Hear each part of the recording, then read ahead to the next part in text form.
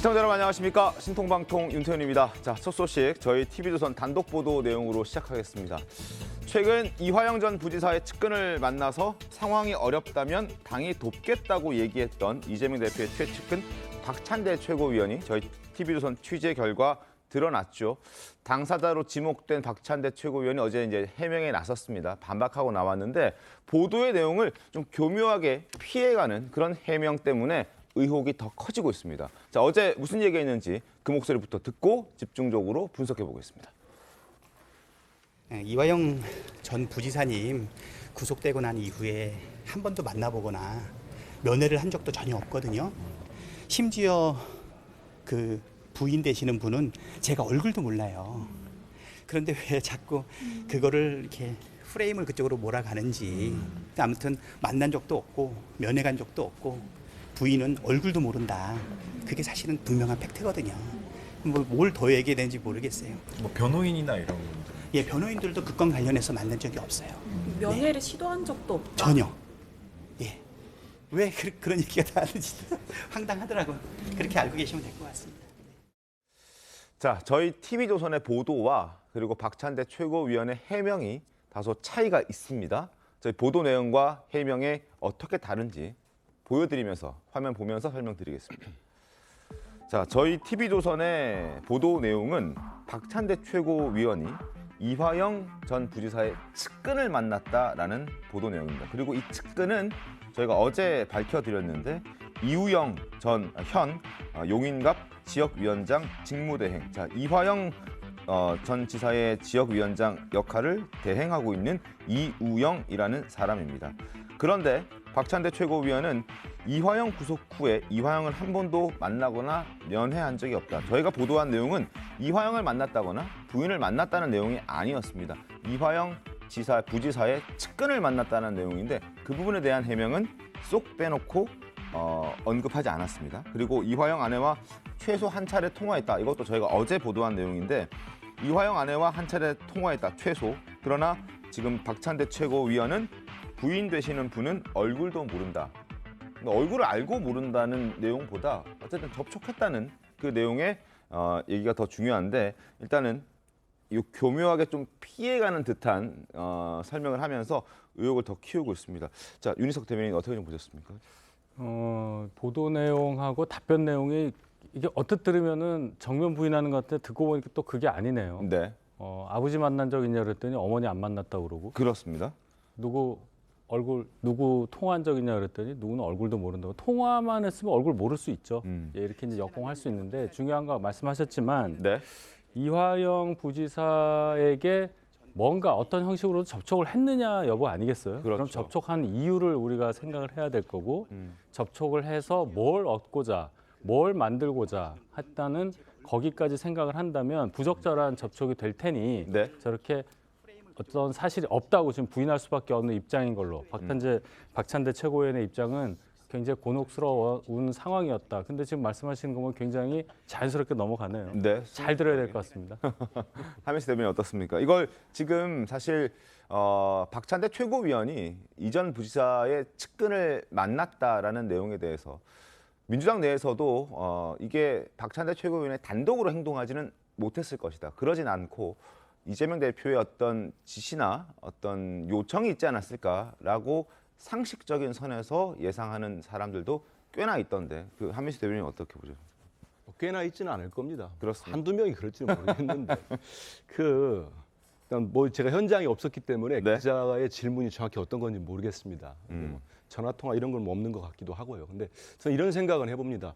어제 뭐 TV조선에 또 보도해가지고 만난 분이 뭐 사실이라면요. 네. 뭐 용인 여기 이제 이화영 전 지사가 이화영, 지역위원장을 하고 있었거든요. 네. 출마하려고 하고 있다가 지금 이제 직무대행이 있는데 저 이런 생각은 좀 듭니다. 박찬대 최고위원이 지금 현직 국회의원에다가 네. 최고위원을 하고 있는데 네. 면회를 하려면 특별 면회를 할 수 있지 않습니까? 그렇죠. 그러면 말 그대로 지금에 만나가지고 이 직무대행이란 분을 이모 씨를 만나서 무슨 당이 돕겠다는 얘기를 하면서 어떤 무슨 진술 효율할지 뭐 여러 가지 이렇게 그 도움을 이렇게 뭔가를 요구했다 이런 프레임으로 접근하는 것 같은데요. 만약에 정말로 그런 일이 필요하다면은 박찬대 최고위원이 현직 의원으로서 만나서 이화영 전 지사를 만나지. 제가 볼 땐 상식적으로 그 면회를 하거나 하면 되지. 이거를 직무대행을 만나가지고 근데 그런 직접 얘기를 면회를 하거나 특별 면회를 신청했을 경우에는 기록이 남지 않습니까? 그 얘기를 해드릴게요. 그래서 저는 그래서 보면은 이게 상당히 신빙성이 좀 떨어지지 않는가. 네. 뭐 두 사람이 만났는지 안 만났는지 전 모르겠습니다. 모르기 때문에. 그리고 그 지난번에 이제 우리가 기억을 잠깐 되돌리면은 그 뭐 여야 모두가 상당히 점잖고 인격이 있으셔가지고 다 평가를 받는 정성호 의원이 있습니다. 네. 언론에서는 친명계 좌장이라고 하죠. 네. 이분이 지난해 연말과 올 초에 거쳐서 이제 말 그대로 저도 한번 물어봤어요. 여쭤봤어요. 그랬더니 아니 어려운 사람들 면회 한번 간 게 무슨 문제가 되느냐. 실제로 김용 씨나 김용 전 부원장이나 정진사 실장이나 이화영 전 부지사도 만났습니다. 면회했어요. 그러고 나니까 뭔 일이 벌어졌습니까? 갑자기 언론에 검찰발로 해가지고 만났던 한 30분씩 만난 것 같아요. 그중에 한 문장, 두 문장을 맥락과 관계없이 발췌해가지고 그냥 보도가 되면서 무슨 회유를 했다. 증언 회의를 했고 뭐 진술 회의를 했다는 보도가 일제히 됐습니다. 그때 정성원이 뭘 요구했냐면요. 법무부에다가 난 그런 회의한 적도 없기 때문에 그러면 내가 만난 거 다 기록한다고 지금 윤 앵커도 말씀하셨잖아요. 네. 그걸 그것도 공개하자고 했어요. 공개해달라. 내가 요구한다.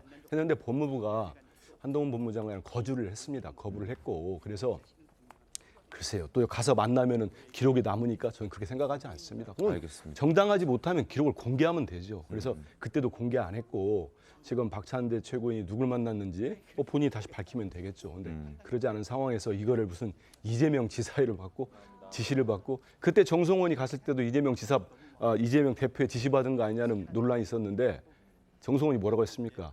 내가 이재명 대표 지시받고 하는 사람 아니다고 하지 않습니까? 알겠습니다. 그러니까 너무 과도한 정쟁이나 억측은 좀 부적절한 것 같습니다. 알겠습니다. 자, 이재명 대표에게도 질문을 좀 해봤습니다. 과연 이전 부지사 측근을 박찬대 최고위원이 만났다는 걸 이 대표 당신은 몰랐느냐라는 질문을 했는데 동문서답이 나왔습니다. 목소리 들어보겠습니다.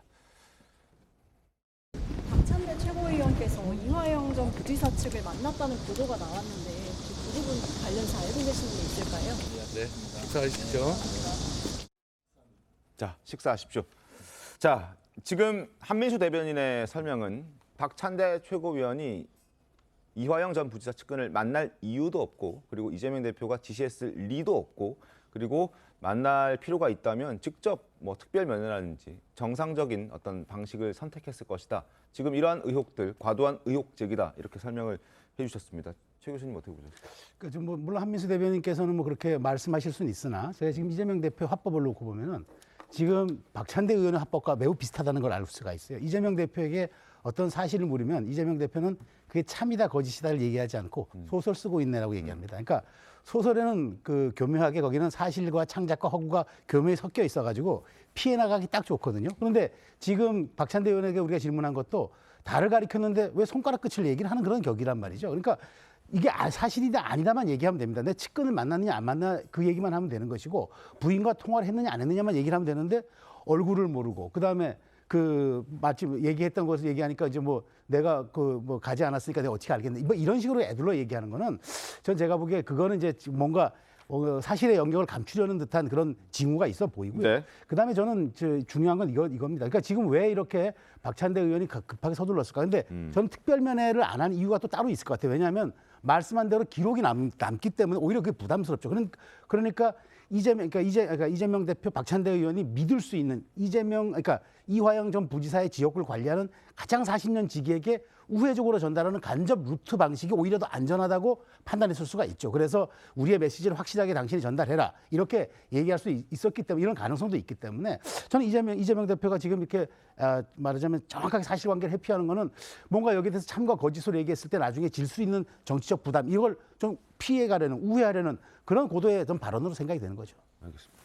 제가 보기에도 이건 나눠서 볼 필요가 있거든요. 사실 네. 뭐 상식적으로도 그렇고 법정에서 증언할 때도 A 만났습니까? 이럴 때 A 친구 안 만났습니다. 이렇게 답변하면 판사님 또 혼나요. 그러니까 진짜 엉뚱한 답변하시는 건데 이게 지금 저렇게 답변하는 게 이유가 있어요. 지금 쟁점이 뭐냐면 이화영 부지사에 대한 직접적인 회유가 있느냐 네. 그리고 주변 측근과 가족을 통한 회유가 있느냐 두 가지예요. 근데 회유할 거면은 직접 만나가지고 특별면회 했을 겁니다. 이거는 반쪽만 얘기하는 거잖아요.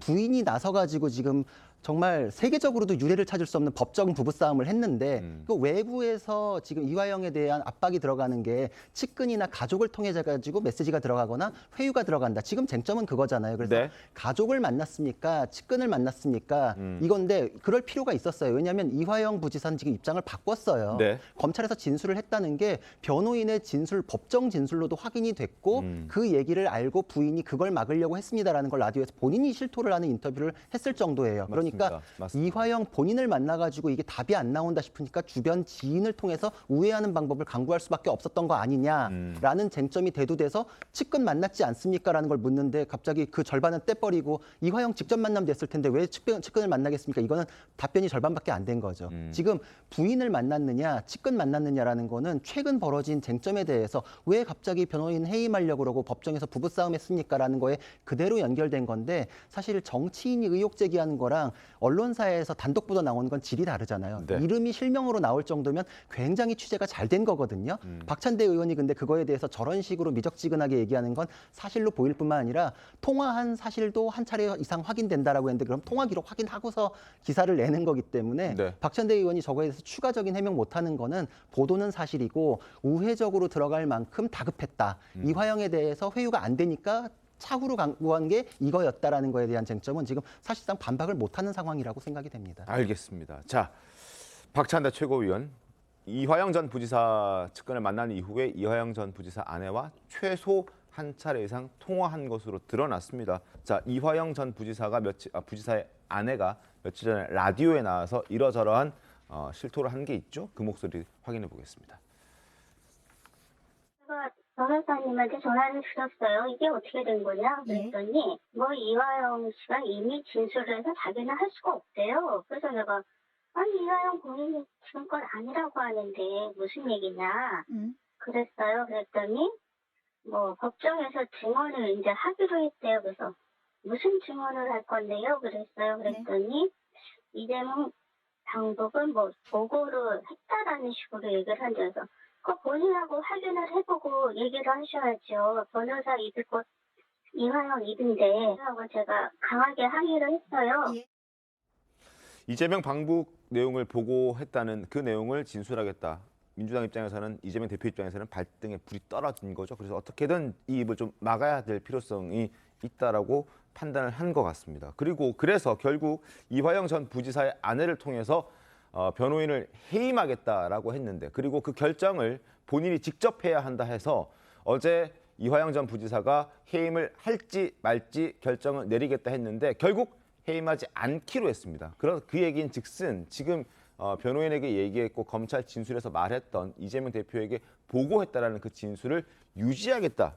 이렇게 봐야 되는 거잖아요. 그죠? 그렇죠. 지금 그 수순으로 봐야 됩니다. 일단은 지난번 재판에서 입장 변화가 있습니까? 라고 판사님이 물어봤을 때 변호인이 있습니다라고 얘기를 했어요. 네. 그리고 옆에 이화영 부지사가 있잖아요. 그거는 둘이 공통된 얘기가 아니면 그런 변론을 못 해요. 그리고 그게 조서에 들어가요. 조서에 들어간 거는 무조건적인 증거 능력이 인정되거든요. 네. 일단 그러니까 물꼬는 트였어요, 이미. 그리고 이제 그거에 대한 구체적으로 세세한 증인 신문을 또 예고를 했던 건데 그 상황을 지금 막기 위해 가지고 부인이 쳐들어갔던 것이거든요. 근데 법적으로 해임 권한은 이화영 부지사한테만 있는데 재판장이 물어봤잖아요. 네. 해임할 겁니까? 그러니까 아닙니다. 계속 갑니다라는 건 기존 입장도 고수하고 나하고 기존 입장에 대해서 결정을 같이 받던 그 변호사하고 앞으로도 같이 한다라는 거기 때문에 이화영 부지사는 사실 입장을 정했다. 그리고 그거에 대한 세세한 증언이 나올 상황이다.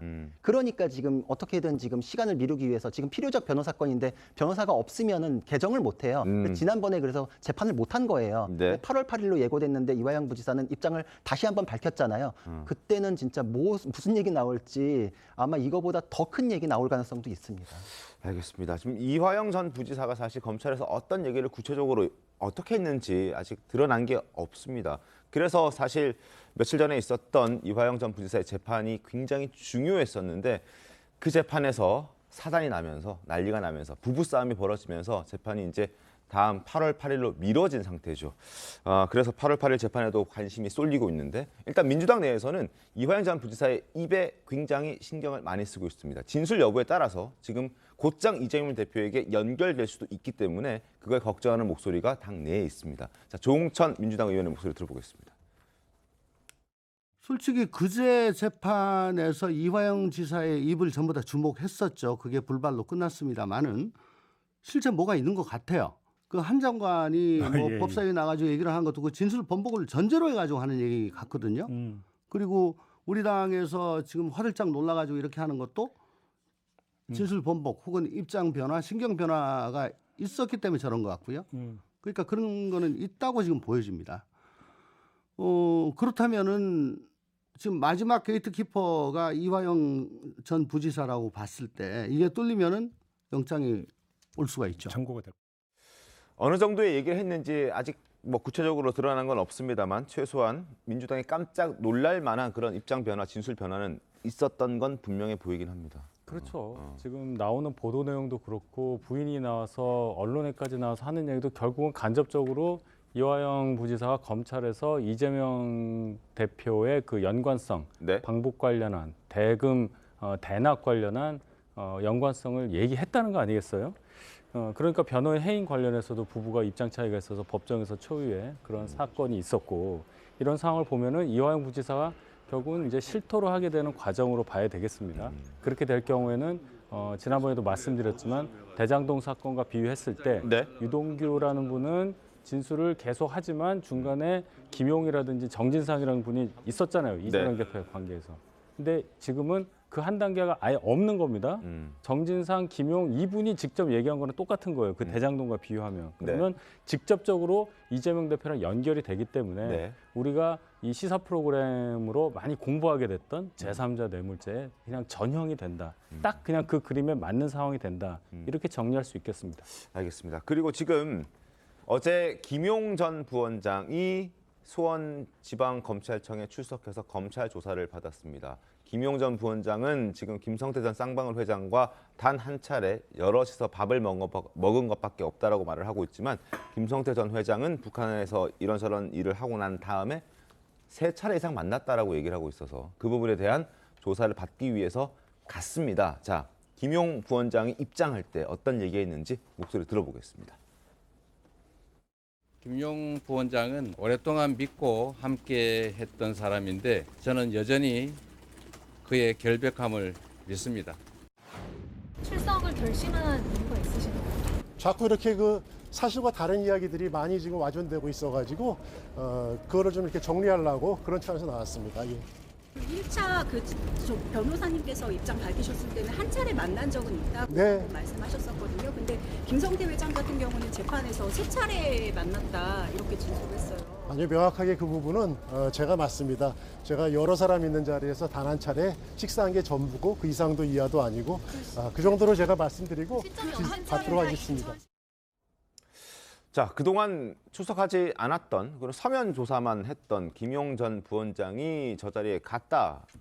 순수한 조사를 받기 위한 게 아니라 뭔가 목적이 있었을 것이다. 뭐 이런 얘기들도 하던데요. 어떻게 보셨습니까? 저는 김용 위원장이 저렇게 김용 원장이 저렇게 부원장이 그렇게 급하게 출석하는 거는 지금 마지막이 마지노선 이 방어막이 뚫리면은 이재명 대표에게 직접적인 십자포가 날아갈 수 있다는 그런 위기감이 발로가 된 것 같아요. 그러니까 지금 이 사건을 놓고 보면은 사실 상당 부분 검찰이 증거를 확보한 상황이에요. 왜냐하면 그 외압 일반 치료에 관여했던 쌍방울 직원들이 전부 다 사실은 사실도 인정했고 그다음에 김 전 회장은 돈을 건네고 북측인 사이에 건넸던 영수증, 북한 표현으로 영수증이죠. 그것도 검찰에 제출했어요. 그리고 이 과정에 관여한 대북단체 대표가 지난 5월 실형을 선고받았습니다. 그러니까 검찰로서는 입증할 수 있는 간접 증거들은 거의 완벽하게 구색을 맞춰놨어요. 그런데 중요한 건 결정적 진술 하나인데 이화영 전 부지사가 지금 입을 열기 시작했거든요. 그래서 이제 부인도 재판정에서 그렇게 정말 희대의 재판을 이제 하는 과정에서 부부싸움을 벌였고 그 다음에 지금 이 과정에서 김용 부원장까지 지금 자기 재판 받기도 급한 양반인데 지금 와가지고 이걸 설명을 해줘야 돼요. 그래서 이렇게 지금 하지 않으면 안 될 수 있는 마지막 방어선. 그러니까 여기에서 김용 부원장이 뭐 막지 못하고 다시 이제 뭐 아까 박찬대 전 최고위원이 만났던 그 당협위원장이 전달했던 이 모든 것들이 그럼에도 불구하고 이화영 전 부지사에게 설득이 안 된다면은 저는 이재명 대표에게 상당 부분 정치적 부담이 되는 그런 기소 결과가 나올 수 있을 것 같아서 지금 여기에 마지막 총력전을 벌이는 과정 중에 한 사례가 김용 부원장의 전격 출석이 아닌가 그렇게 생각이 됩니다. 지난 3월이었나요? 그 우리 당내에서도 조홍천 뭐 말씀 나왔습니다만 뭐 일각에서 야 이재명 대표 큰일 났다. 한나라당에 지금 국민의힘이 전신이죠. 차떼기 이후로 700억이었습니까? 1000억이었습니까? 이후로 428억 원의 뇌물 약정 받은 저도 놀랬으니까요. 엄청나다. 뭐 저수지 이재명 끝났다 했습니다. 지금 검찰이 기소를 했습니까? 영장을 쳤습니까? 그래서 그 지금 뭐 이렇게 무슨 뭐 마지막 뚝이 뚫리 저는 뭐 그렇게 생각하지 않고요. 보십시오. 저 부인이 방송에서 한 얘기 보세요. 본인 확인하고 얘기를 해야 될 거 아닙니까? 변호사 입이 이화영 입인데 이렇게 지적을 합니다. 그러면 정말로 이화영 전 지사가 무슨 진술을 바꿨다가 뭔 얘기를 하면 얼마 전에 부인도 만나지 않은 상황에서 옥중 편지를 냈어요. 그 옥중 편지는 그러면 박찬대가 가서 박찬대 최고위원이 회의했습니까? 아무도 만나지 않았는데 부인도 안 만났는데 옥중 편지에서 뭐라고 밝혔습니까? 본인 친필 사인하고 다 내놨지 않습니까? 자기는 그런 방북을 김성태한테 회장한테 요청한 적도 없고 그런 말 한 적도 없다고 다 내놨습니다. 입장이 번복 전 이런 나오는 진술들의 신빙성을 상당히 믿을 수가 없다는 이런 말씀을 드리고 그래서 지금 얘기들이 예전처럼 어떤 이제 검찰발 언론 기사들이 많이 나오고 프레임을 하고 있는데 저는 재판을 제대로 좀 했으면 좋겠습니다. 지금 재판이 대장동 재판 시작도 안 했습니다마는 유동규 씨가 이제 그 돈 얘기하면서 김용, 뭐 정진상에게 돈을 줬다는 내용들이 재판을 하면 할수록 계속 탄핵되거나 부정되거나 재판이 흔들리고 있어요, 진술이. 그런 상황이니까 다수의 언론인들이나 당내에서는 그런 얘기들이 나옵니다. 아마 여당도 들었을 거예요. 검찰이 이제 대장동이나 성남 FC로는 더 이상 뭘 할 수 있는 게 없구나. 뭐 재판해봤자 아니냐. 그래서 결국에 마지막 히든 카드로 지금 하고 있는 게 쌍방울이라는 게 쌍방울 사건이라고 얘기합니다. 근데 쌍방울 사건을 우리가 잠깐만 되돌아보면은 이게 왜 시작됐습니까? 이재명 지사에게 쌍방울의 김성태 회장이 변호사비 20억을 대납했다는 얘기입니다. 근데 이분이 동남아에서 압송된 뒤로 자체가 사라져 버렸어요. 그래서 좀 이따 또 말씀을 드리겠습니다만은 저는 뭐 무슨 박찬대 최고위원이 가서 휴유 이것보다는 지금 김성태 회장이 처해진 지금 입장을 좀 이따 또 뭐 이재명 지사 얘기 나올 때 하겠습니다만은 대표 얘기 나올 때 그런 것들을 더 유심히 보는 게 더 타당성이 있지 않나 이런 생각이 듭니다. 민주당에서 계속 회유하고 있다고 저희가 보는 이유는 그동안 지금 이화영 전 부지사 구속된 지 10개월 됐는데 이렇게 민주당에서 뜨겁게 반응을 보였던 적이 있었던가 하는 거예요. 진술이 바뀌었다는 어떤 보도가 나오니까 국회의원 4명이 갑자기 검찰청 앞에 가서 연좌농성을 하고 뭐 이런 상황이 진행되다 보니까 그런 의심의 눈초리를 보이게 되는 거죠. 그리고 이 상황에서 볼 때 이재명 대표에 대해서 뭔가 사건이 사라졌다 이거보다는 네. 워낙에 여러 가지 의혹이 있었기 때문에 집중하고 또 거기에 이렇게 깊게 들어가야 되는 수사 상황이 나오기 때문에 그런 거지 그게 없어진 건 아니다라는 말씀 다시 한번 강조하고 한 가지만 더 말씀드리면 네. 제가 옥중 서신 얘기하시는데요. 네. 그거 잘 보시면 그 구치소에서 나갈 때 그 날짜 직인을 찍어줍니다. 그 날짜는 7월 20일로 돼 있는데 네. 이화영 전 부지사 친필로 써 있는 그 날짜는 7월 21일로 돼 있어요. 이게 뭘 의미하는가도 우리가 생각을 해봐야 됩니다. 간접적으로 이 편지의 내용과 내 뜻은 다를 수도 있다는 걸 보여주는 암시로도 생각할 수 있다. 여기까지 하겠습니다. 알겠습니다. 날짜가 다른 부분은 명확한 팩트긴 합니다. 안에 있는 날짜는 7월 21일, 바깥에 찍힌 직인의 날짜는 7월 20일. 여기에도 뭔가 의미가 담겨 있는 것 아닌가 하는 생각을 아마 실수하지 않았겠습니까? 그걸 가지고 무슨 뭐 암호 해독합니까? 알겠습니다. 그리고 아까 저 나온 것 중에 무슨 뭐 직무대행 있잖아요. 저는 이런 생각이 갑자기 들었어요. 뭐냐면 직무대행을 통해서 뭔가를 전달하면 직무대행이 이화영 전 부지사 면담하면 그건 더 낱낱이 기록되지 않겠습니까? 근데 그 사람을 이용해서 제3자를 통해서도 효유 메시지를 보낸다? 직무대행, 상식적일까요? 그 지역위원장 직무대행이 그 이후에 이제 이화영 전 부지사의 아내를 만났죠. 그 다음에 이제 그런 일련의 과정들이 탄원서가 등장을 하고 그리고 어떤 자필 편지가 등장을 하고 민주당 의원들이 수원지검에 찾아가고 뭐 이런 과정들이 이제 나오기 때문에 참 묘하다 뭐 이런 지적들이 나오는 겁니다. 자, 한동훈 법무부 장관은 일단 수사가 필요하다면 수사를 해야 된다라는 입장인데요. 목소리 한번 들어보겠습니다. 검찰은 지금까지 경기도 부지사가 깡패시켜서 북한에 수십억 뒷돈 준 범죄 혐의를 밝혀내서 기소했고 일부 유죄 판결까지 나기까지 했죠. 지금 현재는 이재명 경기지사 등 추가 관련자가 있는지에 대해서 수사 중입니다. 당연한 수순 아니겠습니까? 자, 이재명 대표는 일단 검찰이 김성태 전 회장을 기소했다는 걸 두고 비판의 목소리를 냈습니다. 화면 잠깐 보겠습니다. 김 회장은 거미줄에 걸린 나비의 신세다. 그리고 검찰과 김 회장이 이 돈이 독점 개발권 확보와 자신의 방북 추진비를 위한 로비 자금이 아닌 이재명을 위한 대납금이라는데 참 어이없다. 이런 입장을 일단 내놨습니다. 그 부분은 이재명 대표가 충분히 할 수 있는 얘기라고 생각이 들긴 하는데 어찌됐든 이제 관심은 과연 이재명 대표가 언제쯤 검찰 조사를 받을 것인가, 그리고 이재명 대표에 대한 어떤 영장 청구가 8월달에 있을 예정이라고 하는데 과연 언제쯤 될 것이냐. 일단 재판이 지연됐기 때문에 영장 청구 시기도 좀 늦어지지 않을까 싶은데요. 구자는 변호사는 어떻습니까? 그렇죠. 사실 수사 스텝으로 봤을 때는 이재명 대표까지도 소환 조사하고서 영장 청구하는 게 맞거든요. 그러니까 이화영 대표에 대해서 이 얘기는 좀 더 수사를 하고 법정 진술도 나오고 마무리 수사도 하고 이래야 되기 때문에 재판 지금 절차가 한번 공전됨으로 인해서 사실 8월 내에 청구되기가 좀 어렵지 않을까? 저는 그런 생각이 살고 있습니다. 알겠습니다. 근데 저는 한동훈 법무장관 이번에 말씀 잘한 것 같아요. 말이 거칠기는 합니다만은 일국의 법무장관으로서 깡패시켜서 북한에 수십억 원을 보냈다. 북한에 그렇게 수십억 원 돈, 정말 100억 넘지 않겠습니까? 800만 달러면. 네. 그러면 어떻게 해야 되겠습니까? 우리 검찰이나 공안당국에서. 국가보안법 위반이죠. 징역 10년 이하에. 그리고 이렇게까지 그 국가보안법상의 편의 제공입니다.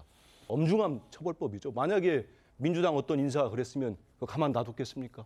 거기에다가 특정 경제범죄 가부증 처벌법상의 재산 국외도 핍니다. 어마어마한 돈이 나간 거죠. 쌍방울 직원들 시켜가지고 사실이면. 그러면 이거는 뭐냐면 무기나 징역 10년 이상이랍니다.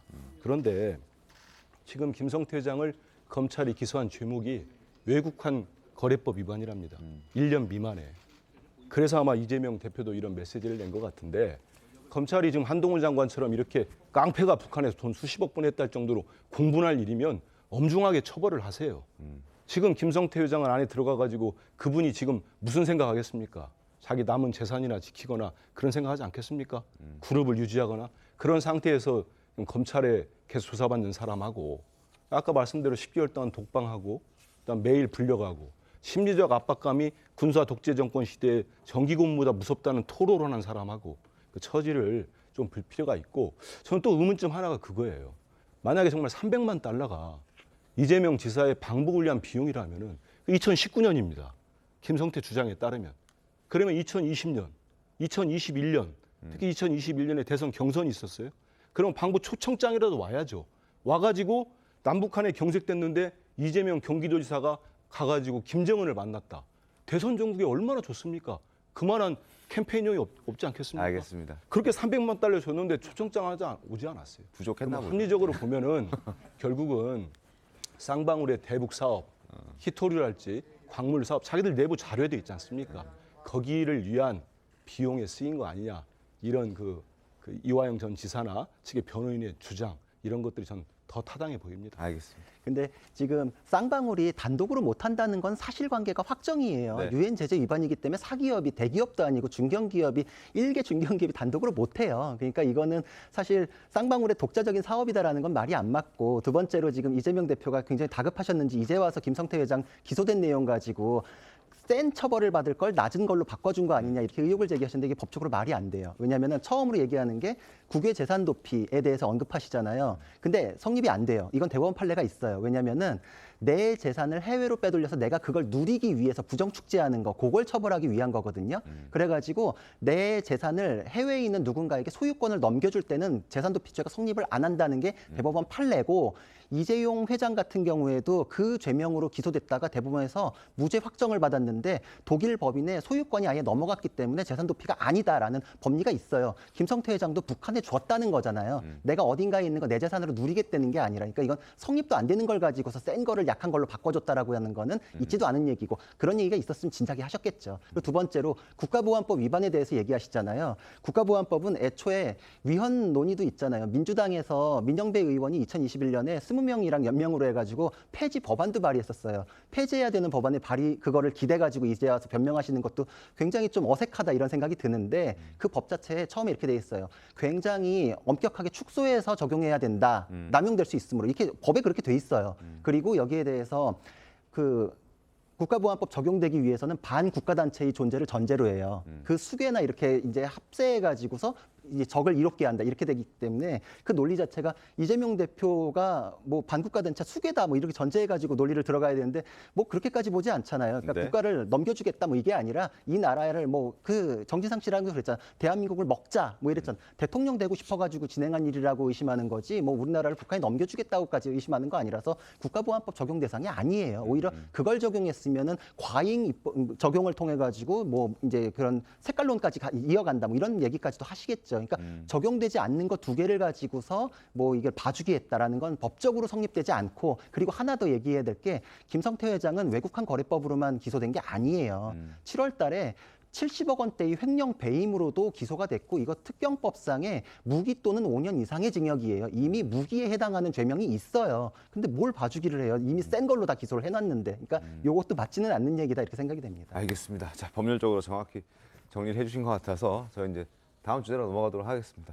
자, 최근 법사위에서 야당이 한동훈 법무부 장관을 향해서 검찰의 업무 추진비 영수증에 대해 지적을 했고 그 지적이 있자 조목조목 반박하는 일도 있었습니다. 근데 이걸 두고 김어준 씨가 헛소리라고 주장했습니다. 법무부도 가만히 있지 않겠다. 법적 대응에 나서겠다. 이렇게 입장을 밝혔습니다. 자, 문제가 됐던 발언부터 하나씩 보도록 하겠습니다.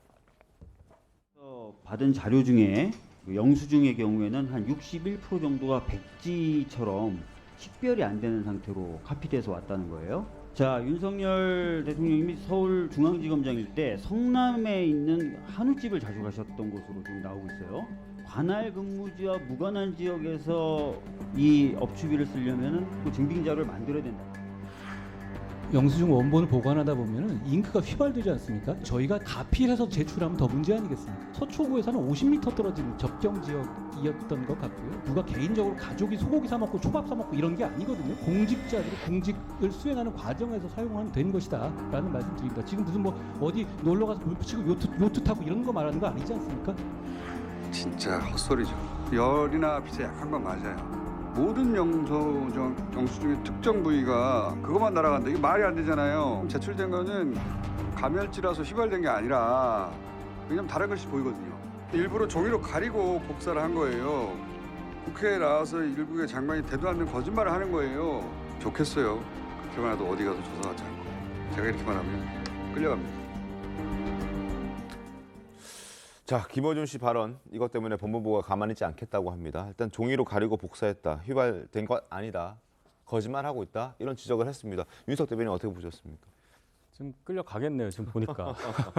지금 김어준 씨는 사실관계 이게 말을 잘 못 알아들은 거예요.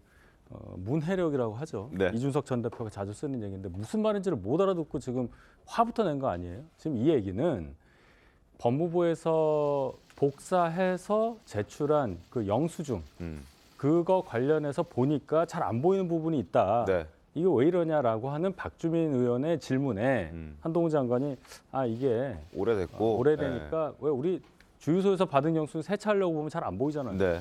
그런 얘기를 한 건데 그 부분에 보면 결제 시각이라든지 상호 이런 건 가리고서 복사를 하게 돼 있거든요. 네. 그 부분을 지금 얘기를 하는 거예요. 왜 특정 부위만 이렇게 안 보이냐. 그거는 다 가리고 복사한 거다.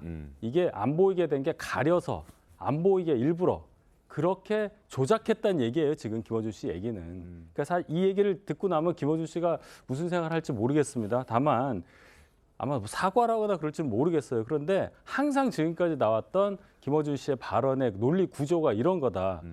아주 설익은 부분만 딱 보고 거기에 대해서 얘기를 한 다음에 확대시킨 다음에 그냥 넘어가요. 이게 이제 반복이 되니까 여기에 대해서 법무부가 참을 수가 없겠죠. 이것은 명백한 허위 사실, 거기에 근거한 뭐 명예훼손이 될 수도 있고요. 여러 가지 문제가 될 수 있으니 법무부에서 이번에는 그냥 넘어갈 것 같지가 않다고 봅니다. 알겠습니다. 한동훈 장관 과거 김어준 씨에 대해서 직업적인 음모론자다라고 평가를 했던 적도 있습니다. 반드시 끝까지 책임을 묻고 벌할 수 있다면 이런 입장인 것 같은데, 자, 민주당에서는 김어준 씨를 언론인으로 봐야 한다는 주장을 하고 있는데 과연 언론인으로 봐도 괜찮은지에 대한 논란도 있습니다. 목소리 들어보겠습니다.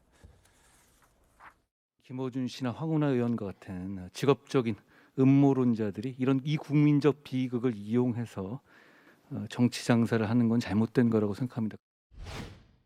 저는 가짜뉴스 퍼뜨린 사람들에서 반드시 끝까지 책임을 묻는 풍토가 정착되어야 한다고 생각합니다. 이제 언론인들이 여러 각도로 또 여러 방향으로 의혹 제기를 할 수가 있잖아요. 예. 이상하게 이 정부 장관들이나 이런 분들은 그런 게 들어오면 막 화를 내고 바람직하지는 않은 것 같습니다. 예. 딴 건 몰라도 근데 김어준 씨를 언론이라고 네. 부르면 참 곤란하죠. 이게 또 사고 친 거잖아요. 국가기관에 대한 비판은 훨씬 더 자유롭게 이루어져야 되지 않겠습니까? 예, 저도 그리고 그거는 인정하는데 예. 이건 근데 이거는 그래서 상습법이잖아요. 지금 한두 번도 아니고 굉장히 악의적이단 말이죠. 상습법이다, 악의적이다, 그리고 언론이나 보기에는 참 좀 부적절하다, 뭐 이런 지적들을 하는 겁니다. 어떻게 보십니까? 김어준 씨에 대해서 뭐 가짜뉴스 얘기 역사를 기록하는 걸 얘기하면 책으로 아마 한 권 써도 부족할 것 같아요. 그러니까 뭐 10년 전부터 무슨 대선 부정선거설, 세월호 고위침몰설, 오세훈 생태탕 연루설, 최근에 하나 더 있죠. 한기호 의원 손자가 그 무슨 강남의 무슨 학교에 그 국민의힘 대선 의원 거기 관련돼 있다 해가지고 그것이 근데 거짓으로 드러나니까 정정만 했지 유감 표명도 안 했습니다. 그러고 그러니까 보니까 진짜 많긴 많네요. 최소한 언론인이라면은 제가 그 민주당에서 이렇게 얘기할 수 있게끔 언론인의 얘기라면은 어떤 사실이 틀렸다고 밝혀졌을 때는 분명히 사과하고 유감 표명하고 재발 방지 약속해야죠. 그리고 하고요? 정정보도 하고 그 다음에 가장 중요한 거 하지 말아야죠. 그 다음에 팩트 체크 해야죠. 그렇게 해서 비로소 어떤 하나의 그 우리가 사회 공론장이 형성되는 건데 이렇게 지금 나가면서 본인은 사실과 다르면은 틀리네요. 이거 정정 이것도 얘기 안 합니다. 그러니까 유감 표명도 안 하고 그냥 다르다고 밝혀졌습니다. 그리고 끝입니다. 그러니까 저는 이렇게 하면 안 되죠. 사회적으로 그렇게 굉장한 충격파를 터뜨릴 수 있는 그런 사안들을 언급하면서 본인은 그런 빅 스피커로서 굉장한 영향력을 가진 플랫폼으로서 영향력을 행사할 거 누릴 거 다 누리고 책임은 지지 않는다면 그건 우리가 사회의 공기인 언론인으로 부를 수 없고 오히려 사회의 공기가 아니라 사회의 흉기 아니겠습니까? 그런 점을 놓고 본다면 김어준 씨에 대해서는 정말 민주당이 이렇게 과도하게 감싸고 도는 것, 이거는 저는 정말 민주당이 저는 대중정당으로 지향하는데도 큰 걸림돌이 될 거라고 생각합니다. 알겠습니다. 지금 전 언론인 출신의 최수영 교수께서 말씀해 주셨고 여기 또 전 언론인 출신이 계십니다. 한민수 대변인님, 언론인으로 볼 수 있습니까? 어떻습니까? 김어준 씨를 그렇게 뭐 마땅치 않고 싫으면 그냥 무시하세요. 무시하면 좋을 것 같아요. 이렇게까지 김어준 뭐 하면은 더 유명해지고 더 영향력 커집니다. 저는 김어준 씨 뭐 법무부가 나서가지고 뭐 국가 예산 갖고 쓰겠죠. 소송 한번 해보십시오. 저 이길 것 같지 않은데 제가 뭐 변호사는 아니겠습니다만은 헛소리 가지고 지금 하는 건지 모르겠습니다. 근데 저는 그 한동훈 장관이 김어준 씨 비판하고 하려면 본인부터 옛날에 그 검언유착 사건 가지고 지금 또 허위 사실 뭐 했다고 또 공격하는 거 아닙니까? 그럼 그때 본인이 고위 검사고 지금 법무장관이었으면 그 당시 수사받을 때 아이폰, 비본 다 주고 했으면 물론 뭐 그 피의자의 권리라고 합니다. 아니 권리, 헌법상 권리니까 권리 자체를 제가 뭐라고 하는 건 아닌데 당당하게 했다면 더욱더 당당한 모습을 보이지 않았을까 싶고, 근데 다만 저는 한동훈 장관이 와가지고 그 설명한 부분들, 잉크가 뭐 날아가고 휘발렸다는 거, 이런 부분들은 좀 선뜻 이해가 안 되는 부분이 있어요. 왜냐하면 그 하승수 다 보셨죠? 하승수 변호사가 지금 뭐라냐면 세금 도둑 잡아라 시민단체 대표인데 어제 글을 이렇게 한동훈 장관의 국회 와가지고 한 얘기를 반박하는 글을 보니까 상당히 설득력이 있더라고요. 그랬답니다. 그러니까 영수증에 카드 날짜가 지워지고 가려지고 안 보이는 부분들을 서울중앙지검에 요구를 했대요. 그러면 원본하고 대조해달라. 그럼 당당하면은 말 그대로 이게 날아간 거면 원본도 있을 거 아닙니까? 똑같이. 근데 대조를 거부했다는 거예요. 하 대표 말에 따르면. 그리고 상당히 보면 한동훈 장관이 2개월마다 폐기했다고 하는데 공공기록물 관리법에 따르면 5년 동안 보존을 해야 됩니다. 알겠습니다. 그렇기 때문에 여러 가지 부분을 보면 한 장관의 설명도 허점이 많고, 그다음에 하승수 대표의 얘기를 들어보면은 지금도 검찰이 계속 무슨 설 명절 떡값으로 7천만 원, 6천만 원 쓴 거가 당당한 건 아니잖아요.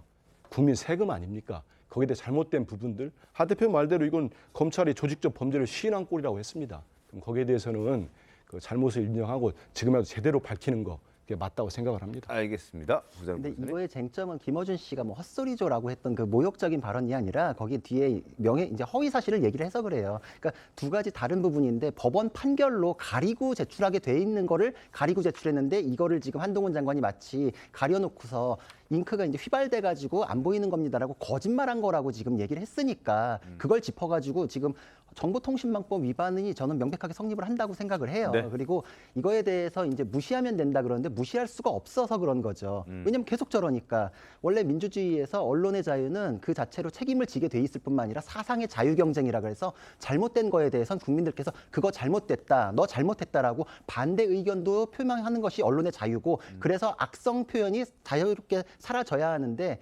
그런데도 사라지지 않는 저런 경우에는 법적으로 처벌을 할 수밖에 없는 것이에요. 그래서 우리 일반 국민 같은 경우에는 뭐 벌금형이라도 나오면 아 이거 진짜 이러면 안 되지라고 해서 반복하지 않아요. 명예훼손을 반복하는 경우는 제가 실무 봤을 때는 누군가에 대한 그런 보복적 감정을 갖고 있거나 아니면 어디가 아픈 분이거나 두 가지 중에 하나밖에 없었거든요. 근데 이분은 보통 금융치료라 그러잖아요. 근데 금융치료로 안 돼요. 왜냐하면 그 이상의 돈을 버니까. 그럴 경우에는 과연 벌금에 미치는 것은 그 이후에 더 센 처벌이 필요하지 않나로 고려될 필요가 있다 생각이 됩니다. 알겠습니다. 자, 김어준 씨 여러 가지 음모론들을 주장해 왔었죠. 그리고 최근에는 채널A 사건과 관련해서도 여러 음모론을 주장하다가 유죄를 인정받았습니다. 문제가 됐던 발언 한번 들어보겠습니다.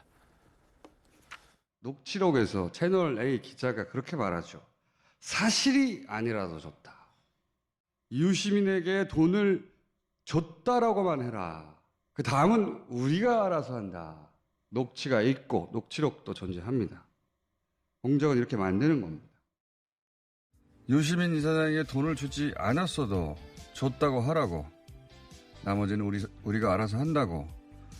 안 그러면 가족도 다친다고. 유시민 이사장이 돈을 받지 않았더라도 받은 걸로 만들어내서 총선에 영향을 주려는 욕망이 먼저 있으니까 채널 A 기자 잘못은 사라지는 게 아닌 겁니다. 예, 제가 발언하면서 유죄가 인정됐다라고 표현을 했는데 이제 형사적인 책임을 묻는 유죄가 아닌 민사적 책임을 묻는 뭐 혐의가 인정됐다 정도로 제가 정정하는 게 더 바람직한 것 같아서 그 부분은 정정하도록 하겠습니다. 어찌됐든 지금 김어준 씨가 주장하고 있는 음모론, 어떤 가짜 뉴스 이런 것들 사과하지 않고 반복하는 것도 문제가 되지만 사실 더 큰 문제는 민주당 의원들이 이런 김어준 씨의 발언에 동조하고 되레 힘을 실으면서 전 국민들을 호도하고 있다는 부분도 사실 간과할 수 없는 정말 중요한 문제가 아닌가 싶은 생각도 드는데 한동훈 장관이 사실 여러 가지 이런 지적들을 하고 있죠. 그래서 한동훈 장관에 대해서 민주당 의원들이 또 총공세를 이어가고 있는 것 같다는 생각도 듭니다. 최근에는 정신 나갔다라는 표현까지 등장했거든요. 목소리 한번 들어보겠습니다. 지금 현재는 이재명 경기지사 등 추가 관련자가 있는지에 대해서 수사 중입니다. 당연한 수순 아니겠습니까? 그런데 그런 상황에서 민주당이 자기 편이 한 불리한 진술을 뒤집어 보려고 검찰청에 몰려가서 들어놓고 영치금 보내기 운동하고 이건 권력을 악용한 최악의 사법 방해이자 스토킹에 가까운 행태라고 생각합니다. 영치금 보내기 운동하는 게 권력을 이용한 최악의 사법 방해라고 얘기하는데 법무장관 맞아요? 법무장관 입에서 진짜 나온 말이에요? 그 수사 방해예요? 이해가 안 되는데요. 좀 더 확인해 보세요. 왜 영치금을 보내면 수사가 방해되는지 좀 더 장관한테 한번 여쭤보시죠. 정신 나갔네. 자, 저런 발언했습니다. 자, 좀 과격한 발언이라고 표현되지 않습니까? 과격하죠. 민영배 의원의 발언이 그동안 이번뿐만이 아니라 다른 경우에 있어서도 많이 거칠었던 것을 기억을 하는데요. 네. 저분이 이제 80년대 초반부터 대학에 들어와서 아주 그 당시에 그 민주화 운동, 독재 정권에 항거하는 학생 운동을 많이 했던 분으로 알고 있습니다. 네. 당시에는 저런 식의 어떤 언사를 하는 게 인정이 됐었죠. 지금은 40년 지났잖아요. 지금 한동훈 장관이 무슨 독재 정권, 군사 정권에서 민주적 정당성 없이 법무장을 하는 사람도 아니고 네. 정당하게 임명이 돼서 법무장관 임무를 수행하고 있는데 저렇게 국회에서 기자들을 상대로 기자회견을 하는 자리에서 저렇게 사적인 자리에서도 쓰기 어려운 얘기를 그냥 막 해도 된다. 이렇게 생각하니까 하는 거 아니에요? 네. 그렇다면 이분은 40년 전의 생각에 갇혀 있는 겁니다. 지금의 상황은 우리 민주화된 지 오래됐고 네. 국민의 선택에 의해서 정권 교체도 여러 번 됐고 그런 상황을 지나가고 있는데 이 상황에서 국회의원 하기에는 너무 오래된 생각을 갖고 계신 분이다. 이 정도로 비판하는 게 맞겠다 봅니다. 알겠습니다. 얘기하기가 좀 그러네요. 네. 자, 지금부터는 핫한 인물들 만나러 가보겠습니다. 오늘 이 사람 순서인데요. 첫 번째 인물 바로 김홍걸 의원입니다. 최근 코인 논란과 관련해서 상속세를 내기 위해 가상자산에 투자했고 결과적으로는 큰 손해를 봤다 이렇게 해명한 바 있습니다. 가상자산 매입 자금 중에서 일부는 여기서 문제가 발생하는데 아버지인 고 김대중 전 대통령의 불법 구금 국가배상금에서 충당한 것으로 알려져서 또 한 번 논란이 되고 있습니다. 물론 이 자체가 뭐 불법은 아니지만 여러 생각을 들게 하는 부분인 것 같다는 생각도 듭니다. 어떻습니까? 그렇습니다. 김홍걸 의원이 최근에 다시 또 논란이 되고 있는데요. 사실 이분이 김대중 전 대통령의 아들로서 국회에 등원하고 나서 많은 주목을 받았다가 결국엔 재산 축소 신고하고 그다음에 이런 부동산 관련해 가지고 민주당으로서 제명당하지 않았습니까? 그러다가 어느 순간 지난달인가요? 김은경 혁신이 출범했을 때 어물쩍 복당함으로써 또 비난열을 많았는데 네. 또 최근에 이 코인 사건과 관련해 가지고 또 등장을 합니다. 그런데 사실 그래요. 이렇게 되니까 김홍걸 의원은 이렇게 해명합니다. 여러 가지 돈 중에 네. 이 돈도 섞여 있었다고 얘기하는데 이게 섞여 있었다고 이게 해명이 될 문제입니까? 이거는 아버지가 대한민국 역사의 족적을 남김으로써 받는 기록적인 사실 유산 같은 돈입니다. 그런데 그 돈을 17억 원의 아버지 집을 동교동 집을 물려받아서 상속세가 17억 원 발생하니까 그 돈 갚기 위해서 이 돈을 썼다? 이게 과연 국민의 선량인 국회의원이 할 수 있는 얘기고 그다음에 정말 국민의 존경을 받고 여야 진보 보수 진영 할 것 없이 존경을 받고 있는 김대중 전 대통령의 아들로서 현직 국회의원으로서 할 수 있는 발언이 아니라고 봐요. 그래서 오히려 이거는 고개를 숙이고 그리고 이분이 2021년부터 1억 5천만 원 이상의 코인 거래를 했다는 또 기록도 나타났더라고요. 그래서 저는 정말 김홍걸 의원이 이건 어떤 제사보다 제밥에 더 관심 있는 건 아닌가. 국회의원 직위를 이용해서 본인이 아버지 상속세를 대신 내게 하는 그런 돈을 벌고 과연 이런 것들이 온당한 것인가. 이 부분에 대해서는 저는 법적인 책임과는 별도로 정치적, 윤리적 그런 도의적 책임은 면할 수 없다고 생각합니다. 알겠습니다. 국민의힘에서도 이 부분을 지적하고 있는데 도덕적 지탄을 피할 수 없을 것이다 이렇게 비판했습니다. 목소리 한번 들어보겠습니다. 김대중 대통령이 76년 유신 정권 당시 민주화 운동으로 1000일 넘게 구금되고 받은 형사보상금입니다. 민주화의 상징인 아버지의 형사보상금 일부를 코인에 투자했다는 건 도덕적 지탄을 피할 수 없을 것으로 보입니다. 한민수 대변인은 어떠십니까? 그냥 일부 어차피 그냥 다 같은 돈이다. 쓸 수 있는 것 아니냐. 이런 입장일 수도 있을 수도 있잖아요. 저는 지금 일단 국민의힘 대변인 보니까 우리 국민의힘이 김대중 대통령의 민주화 노력이랄지 여러 가지 평화, 그다음에 대통령으로서의 역할 이렇게 높이 평가하는지 몰랐습니다. 앞으로도 김대중 대통령에 대해서는 폄하도 하지 마시고 6.15 공동선언할지 노력에 대해서는 계속적으로 지금처럼 평가해달라는 당부 말씀드리겠습니다. 저는 물론 이게 일부 국민들 시각으로 보실 때 제가 김홍걸 의원을 대변할 이유도 없고 옹호할 이유도 없습니다. 다만 이제 말씀하신 대로 불법적 사안이 없는데 이런 돈을 썼느냐 이런 부분에 대한 불편한 국민들 시선은 있을 거라고 봅니다. 하지만 이제 김홍걸 의원은 이 지금 11명의 의원들 윤리심사 자문위원회에서 신고를 모두 받았는데 코인 거래 11명의 의원 중에 정말 일일이 내역을 최대한 많이 신고한 전체를 다 신고를 했더라고요. 그래서 이분이 떳떳한 거래를 하지 않았거나 어떤 불법적 정보를 취득했거나 그런 거면 이렇게 다 신고를 못했을 겁니다. 그래서 신고를 했고 실제로 당시에 상속세 문제가 됐던 적이 있어요. 동교동 내에서도 그렇고 재단에서도 아마 그거를 구하겠다는 저는 해명 또한 거짓은 아닌 것 같습니다. 아닌 것 같고 거기에 대한 해명 그 자체 그리고 지금 행위에 대해서 본인이 책임지겠다고 하면서 모두 불법적이 없다고 신고한 그 자체는 또 평가할 부분이 있을 것 같고요.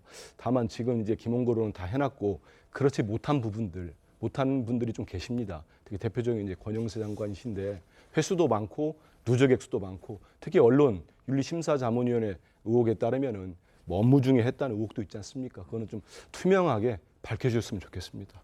지금 김홍걸 의원 얘기하고 있잖아요. 김대중 전 대통령에 대해서 다 존경심을 갖고 있는데 거기에 손상을 가한 행위를 했다면 아무리 아들이고 아무리 자당 소속 국회의원이라도 가열차게 비판하는 게 맞다. 이 말씀 꼭 드리고 싶습니다.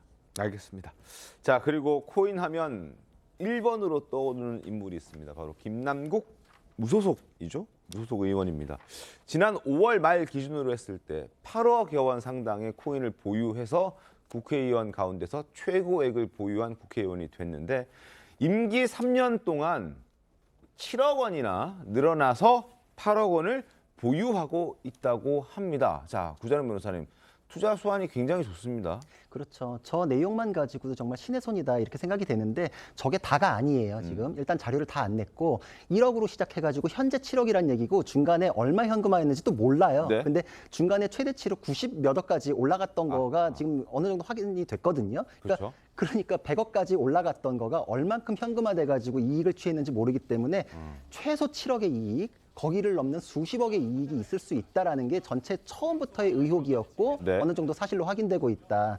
사실 일반 투자자는 저렇게 못합니다. 근데 투자 방식 자체도 거의 뭐 꾼이다 이렇게 볼 정도거든요. 그러니까 지금 이 논의를 뭐 상임위에서의 코인 투자가 문제됩니다라고 축소해서 얘기하면 안 돼요. 그렇게 축소해서 얘기하고 싶은 건 김남국 의원밖에 없고 거기에 동조할 필요가 없어요. 그것만 가지고 문제된 사안이 아니고 이건 형사상으로 문제가 돼서 수사가 더 많이 들어가야 되는 사안인데 국회의 절차가 먼저 왔으니 지금 그거에 대해서 논의할 뿐이지 지금 김남국 의원이 그게 다인 것처럼 얘기하면서 제명이 부당하다라고 하는 건 정말 뻔뻔하다. 자기가 자료나 좀 다 제출했으면 그럼 다 오픈된 내용 가지고 논의할 텐데 그걸 가로막아 놓고 그러니까 국회도 농락하고 사실 민주당에서도 코인 팔아라 자료 내라 그러는데 그것도 무시하고 버티다가 탈당했잖아요. 그러니까 지금 모두를 무시했는데 지금 어느 쪽에서도 지금 동조받지 못할 주장을 하는 건 국민들에 대해서도 굉장히 부적절한 예의를 어긋난 행동이다 이렇게 생각이 됩니다. 알겠습니다. 윤리자문위가 탈당을 제명을 권고했고요. 그리고 윤리특위가 이제 징계안에 대한 심사에 돌입을 했습니다. 윤리특위위원장 목소리 들어보겠습니다. FIU의 제보에 의해서 수사 중인 사건이 처리가 된다면은 재판 결과가 나올 때까지 최종 처리가 지연될 수 있는 우려가 있고 국민적 기대하고 눈높이하고는 맞지 않는다 이렇게 판단해서 당초 계획대로 국회의원 윤리관경 규정의 위반이라는 그런 문제에 한정해서 심사하는 것으로 그렇게 결정했다고 말씀드리겠습니다. 심사 결과가 언제쯤 나옵니까, 한명수 대변인님? 저 심사 특위에 대한 심사 결과는? 제가 모릅니다. 왜냐하면 윤리특위는 독립적으로 운영이 되고 있기 때문에 이거는 뭐 당에서 아마 국민의힘도 모를 겁니다. 모르는 거고 그냥 소위에서 어제 이제 배정이 된 걸로 기사를 통해서 봤어요. 네. 일소위로 갔기 때문에 소위에서 논의가 되면은 그 논의된 다음에 이제 뭐 윤리특위 전체회로 가겠죠. 네. 거기서 이제 윤리심사 자문위원회가 공고한 내용이 그래서 그게 맞느냐 평가를 한 다음에 아마 다만 논란은 좀 있었다고 해요. 왜냐하면 윤리심사 자문위 일소위 위원장이 이양수 지금 국민의힘 원내수석 부대표인가요?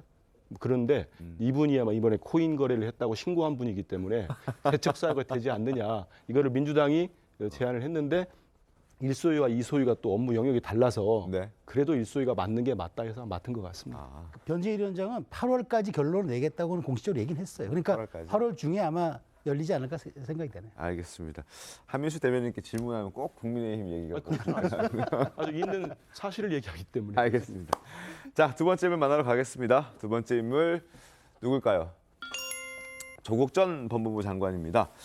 최근 조 전 장관 부부가 자녀 입시 비리 혐의 관련해서 자성하는 내용을 담은 입장문을 냈었죠. 근데 당시 검찰이 딸의 진술과 엇갈린다라면서 더 명확한 설명이 필요하다 이렇게 얘기를 했기 때문에 이런 입장문을 냈는데 여기에 대해서 검찰이 조금 시큰둥한 반응을 보였다고 하더라고요. 어떻게 된 겁니까? 이게 법적으로 당연한 거예요. 지금 조국 사건이라 가지고 특별히 어떻게 특별한 고려를 하는 게 아니라 기소유예에 대해서는 원래 이렇게 고려를 하게 돼 있어요. 왜냐하면 잘못을 저질렀을 때 기소하는 게 기본값이에요. 법에 그렇게 하라고 돼 있는데 기소유예라는 대단한 배려를 해주려면은 그 요건은 피고인 쪽에서 맞춰서 들어가야 돼요. 형사 변호에서 변호사는 무죄 받는 것만큼이나 기소유예 받았을 때 성공으로 쳐요. 네. 그 정도로 어마어마한 거예요. 그러면은 그건 검찰에서 이렇게 갖고 와 보세요, 이렇게 요건 맞춰 보세요, 이렇게 하는 게 아니에요. 그건 정말 검찰이 하는 게 아니라 변호인과 피고인들이 저한테 이러이런 사유가 있습니다. 뭐 시인합니다, 선처바랍니다, 몸이 아픕니다. 됐습니다. 피해 변제됐습니다. 이렇게 해서 사유를 쫙 맞춰가지고 기소유예를 정말 갈구하는 거예요. 그래도 될까 말까 해요. 근데 너무 애매하게 하세요. 왜냐하면 반성이라는 게 뭐 마음으로의 사과를 요구하는 게 아니 법적 개념이에요. 뭐냐면 피의 사실이 일단 확인이 돼야 돼요. 기소유예 결정문은 항상 그 공식이 있어요. 쓰게끔 돼 있는 게 무슨 혐의에 대해서 인정된다. 피의자가 그거에 대해서 시인한다. 피해자하고 합의됐다. 피해 변제가 얼마가 됐다. 이게 딱 요건으로 확인이 다 돼야 돼요. 근데 두루뭉술하게 지금 뭐 자성을 하네 이런 거는 너무 정치적인 메시지고 검찰에 한 것도 아닐 뿐만 아니라 우리 뭐 유명한 일들이 뭐 이제 사건 일으켰을 때 애매모호하게 사회적으로 무리를 일으켜서 죄송합니다. 이게 사과인지 아닌지 애매하게 하잖아요. 유감입니다. 그렇죠. 표현들. 그 정도만 한 거예요. 그러니까 기소유예를 위한 형사적으로 확인돼야 될 거는 싹 피한 거예요. 그래놓고 구체적 사실관계는 법정에서 뭐 밝히겠다 이런 거는 지금 눈치 보기 하는 거예요. 지금 뭐냐면 그 여론이 기소유예 쪽으로 많이 가가지고 기소유예가 될지 안 될지 그거 고려해가지고 입장을 하나씩 풀겠다 이런 걸로 보이는데 정말 이 정도 사안까지 왔는데도 진심으로 반성 안 하고 간보기 하시나 정말 좀 실망스러운 부분입니다. 그러면 윤희석 대변인님 지금 구자남 변호사의 설명을 들으면 조민 씨가 기소유예가 아니라 기소가 될 수도 있다 뭐 이렇게도 해석이 되는데요. 법적인 문제니까요. 네. 다만 이런 식의 입장 표명이 조민 씨한테 도움이 안 된다는 건 확실한 것 같습니다. 그러니까 정확한 거는 우리가 확실하게 알 수 있는 거는 본인이 어떤 혐의를 갖고 있고 본인이 그 당시 행위에 대해서 지금 생각하고 있는 것이 어떤 것이고 그래서 사실관계를 확정해 주는 게 당사자 입에서 나와야 한다. 그걸 국민들이 원하고 또 법적인 처리에 있어서도 그것이 선결되어야 한다. 이것이라고 저는 생각합니다. 알겠습니다. 공소시효 만료일이 다음 달 26일입니다. 이전에 검찰이 기소를 할지 안 할지 여부를 결정해야 할 텐데 조 전 장관 부부가 추가로 낸 입장은 그렇게 검찰의 마음에 들지는 않는 것 같습니다. 상황을 좀 지켜보겠습니다.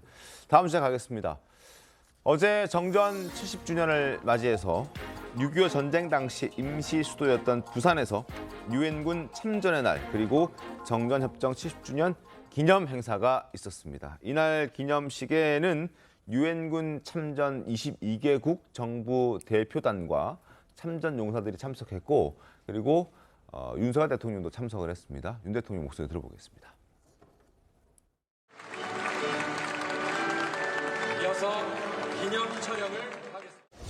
오늘의 대한민국은 유엔군의 희생과 헌신 그리고 피 묻은 군복 위에 서 있습니다. 전쟁의 참혹한 상처와 폐허를 딛고 자유민주주의와 시장경제를 바탕으로 눈부신 성장과 번영을 이룰 수 있었습니다. 유엔 참전국과 참전 용사들께 깊은 감사와 무한한 경의를 표합니다. 대한민국은 위대한 영웅들을 영원히 기억하겠습니다. 네, 정전 70주년 기념 행사 내용을 좀 살펴볼 텐데요. 지금부터는 전혜연 평론가도 함께 하도록 하겠습니다. 반갑습니다. 안녕하세요. 네. 자, 이번 행사 뭐 인상적인 것들이 어떤 것들이 좀 있었습니까? 전혜연 평론가님. 예, 아무래도 이번 행사에서는 정전 협정 기념식이긴 하지만 유엔군에 대한 의미가 많이 부여가 됐었습니다. 아무래도 뭐 참전 용사들이 참전하는 모습이 굉장히 눈길을 끌었는데요. 사실 이제 노병들이세요. 그렇죠. 그래서 지팡이를 짚고 오시거나 또 휠체어를 타고 했었는데 그래도 어쨌든 영웅의 길에 퍼레이드하는 저 모습들이 굉장히 눈길을 끌었고요. 네. 또 국민 의례를 할 때도 유엔 평화유지군 남수단 한빛부대 장병 4명이 함께 낭독을 하기도 했습니다. 잘 보시면 휠체어에서 거수경례하는 모습이라던가 특히 한국어로 영어로 어메이징 아리랑을 합창하는 모습이 굉장히 많은 분들에게 감동을 줬다는 모습 그런 소식도 전해지고 있습니다. 어메이징 아리랑 합창하면서 감동을 더했던 그 모습 영상으로 준비했습니다. 바로 만나보겠습니다.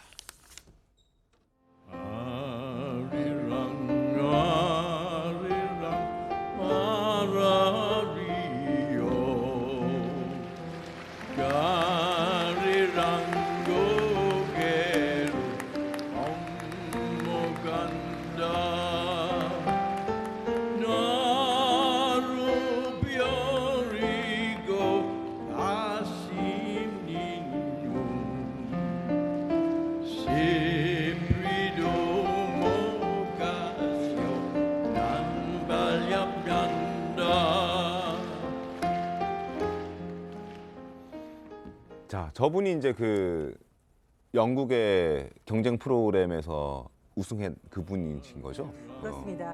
이 어메이징 아리라를 저 부르는 모습도 굉장히 감동적이고 네. 저 노래를 부르는 분이 과거에 어떤 경연 프로그램에 나가서 경연 프로그램. 아내와의 또 절절한 사연, 당신은 나에게 용기를 준다, 날 수 있게 해준다라는 식의 노래를 불러서 굉장히 화제가 되기도 했는데 보통 우리가 이제 정전협정하면 남북관계만 생각하지만 올해 같은 경우에는 유엔군의 헌신이 굉장히 강조가 됐어요. 네, 네. 그래서 아마 국제 연대를 지금 정부에서 강조하고 있는데 그런 의미도 함께 부여된 것이 아닌가 이런 해석이 나옵니다. 알겠습니다. 우리나라 말로 아리랑을 부르는 콜린 태커리 씨, 영국인 출신이고 6.25 전쟁에도 참전했던 용사입니다. 자, 노래 잘 들었고요. 그리고 현직 대통령이 유엔군 위령탑을 참배했다고 하는데 이것 또한 처음 있는 일이라면서요? 그렇습니다. 이제 부산에 유엔 기념공원이 있는데 이곳에는 유엔 참전 용사들이 또 안치되어 계시거든요. 네. 그리고 위령탑이 있습니다. 이 위령탑을 현직 대통령이 참배한 것은 이번이 처음이라고 하는데 혼자 하신 건 아니에요. 유엔 참전국의 정부 대표단이 이번에 방한을 했었는데 네. 예를 들면 뉴질랜드 네. 그리고 아마 많은 분들이 룩셈부르크가 유엔 참전국이라는 걸 잘 모르시고 계실 텐데 이번에 정부 대표단이 왔거든요. 그래서 네. 대통령과 함께 이 위령탑을 참배를 했습니다. 대통령 방명록의 내용에서도 이 용사들의 헌신이 거듭 강조가 됐습니다. 네. 유엔 참전 용사들의 희생과 헌신이 대한민국 자유와 번영의 초석이라고 이렇게 적었는데 말 그대로 이번 행사에서 강조된 국제 연대 또 한미 동맹 이런 것을 강조한 것으로 해석이 됩니다.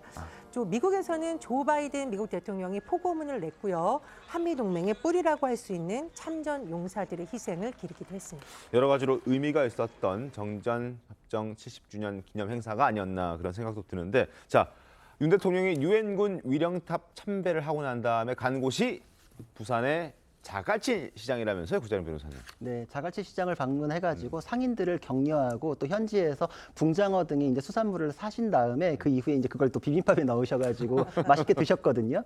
그러니까 지금 최근에 또 어민들이 굉장히 또 어려움에 처해 있거든요. 힘들어하시죠. 그렇죠. 그러니까 네. 과학적인 얘기에 의해서 금방 또 사그라들어야 될 내용이 정치권에서 지금 정쟁화하면서 어려움에 처해 있기 때문에 이거에 대해서 이제 격려 차원이 하나 있었고 네. 또 윤석열 대통령께서 음식을 굉장히 또 맛있게 드세요. 진심이시죠? 그렇죠. 네. 그래서 해외 순방하셨을 때 김치반미 드셨던 영상이 조회수가 100만 회가 나와서 저도 깜짝 놀랐었는데 저렇게 많이 맛있게 드시는 모습으로 인해서 진짜 좀 더 많이 좀 구매를 하시고 더 안심하고 상인들에게도 위로가 되고 그랬으면 합니다. 알겠습니다. 지금도 분위기가 굉장히 좋네요. 그 윤석열 대통령 김건희 여사 가서 저 재래시장 보면서 그 붕장어를 그 맨손으로 잡는 그 영상이 굉장히 화제가 됐고 또 오늘 일간지에도 많이 실렸는데 저는 어쨌든 저렇게 서민 친화적인 행보 굉장히 뭐 정전협정 70주년을 맞아서 바람직한 행보가 아닌가 그렇게 생각이 듭니다. 알겠습니다. 표정도 살아 있습니다. 자, 다음 수사 가겠습니다. 다음 수사는 놓치기 아까운 뉴스입니다.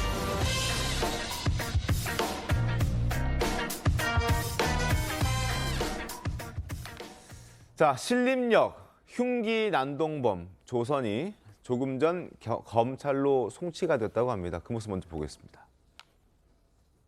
그러셨습니까? 죄송합니다. 계획했다는 거 인정하십니까? 언제부터 계획하신 건가요? 홍콩 묻지마 살인 검색하신 거 맞나요? 왜 검색하셨습니까? 범행에 참고하려고 하신 거 맞습니까?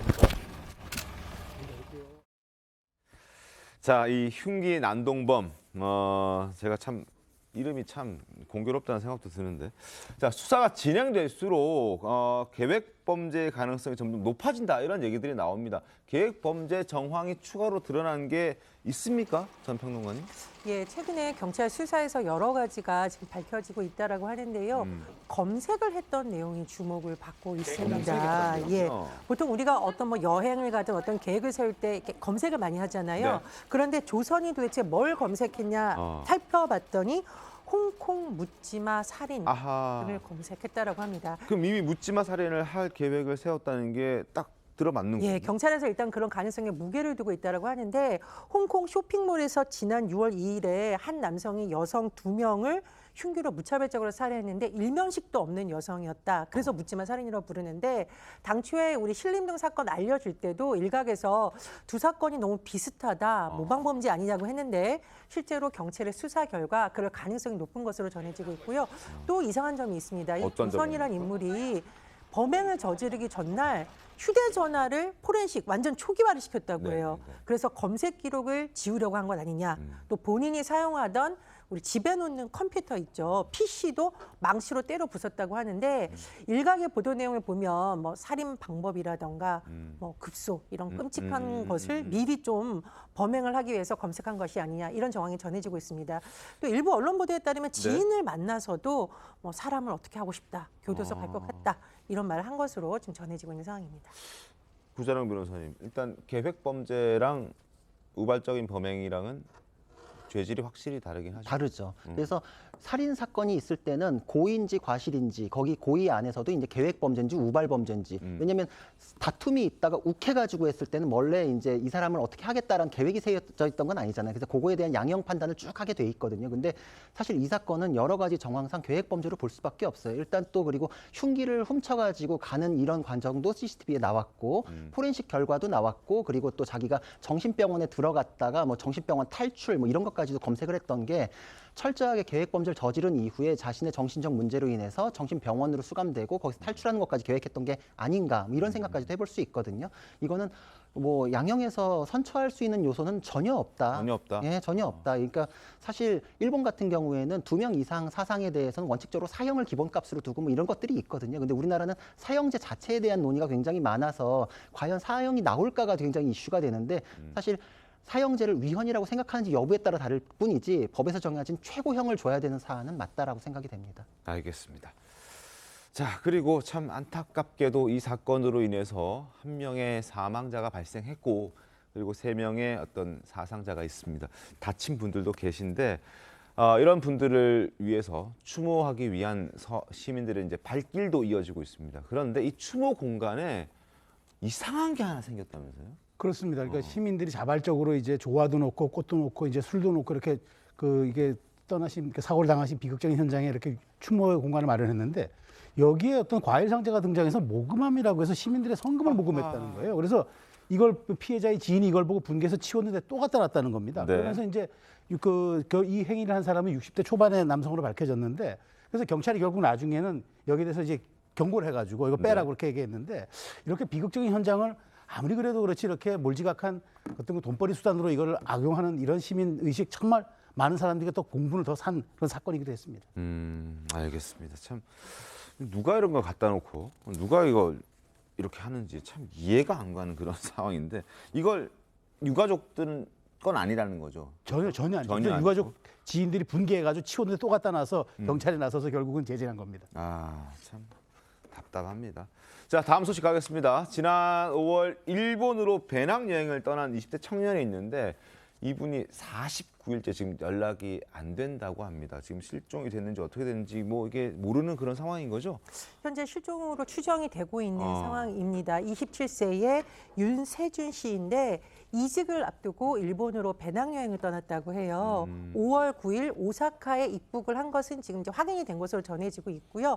그런데 이분이 이제 한 달 정도 여행을 계획하고 있었고 지난달 6월이니까 한 달 정도 후에 나 일정이 좀 끝나도 생각보다 오래 있을 것 될 것 같아라고 연락을 왔다라고 해요. 근데 그 이후에 가족들하고 연락이 닿지 않고 어디에 있는지 행방이 묘연한 상태라고 합니다.